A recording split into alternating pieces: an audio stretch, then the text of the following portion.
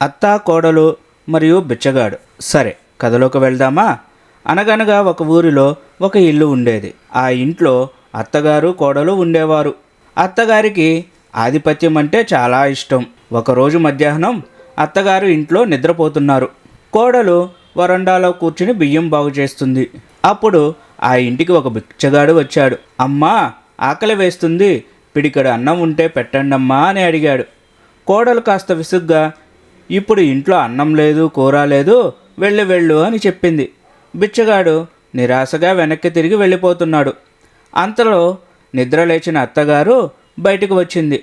వెళ్తున్న బిచ్చగాడిని చూసి, ఏమయ్యా, ఎక్కడికి వెళ్తున్నావు అని గట్టిగా పిలిచింది. వెనక్కి వచ్చి, అమ్మా, ఆకలి అంటే అన్నం అడిగాను, ఉన్న అమ్మగారు లేదు పొమ్మన్నారు, అందుకే వెళ్తున్నాను అన్నాడు. అత్తగారికి కోపం వచ్చింది. ఏమిటి, లేదు అని చెప్పడానికి ఆమె ఎవరు? నేను ఈ ఇంటి యజమానిని, పెత్తనం అంతా నాదే అని అరిచింది. బిచ్చగాడు సంతోషపడ్డాడు.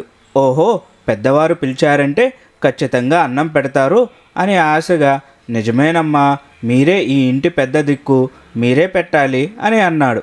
అప్పుడు అత్తగారు గర్వంగా తల ఎగరేసి ఇలా అంది, ఆ కోడల పిల్ల చెప్పింది కాబట్టి నువ్వు వెళ్ళిపోవద్దు. ఈ ఇంటి యజమానిగా నేను చెప్తున్నాను, ఇప్పుడు వెళ్ళిపో. బిచ్చగాడు నూరెళ్ళబెట్టాడు.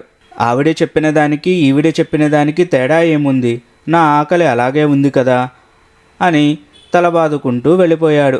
నీతి: అధికారం కోసం పాకులాడే వారి వల్ల ఎవరికీ ప్రయోజనం ఉండదు. ఈ వీడియో మీకు నచ్చితే లైక్ చేయండి, షేర్ చేయండి, కామెంట్ చేయండి అండ్ సబ్స్క్రైబ్ చేసుకోండి. పక్కనున్న బెల్ ఐకాన్ని మాత్రం క్లిక్ చేయడం మర్చిపోకండి. నెక్స్ట్ వీడియోలో కలుద్దాం.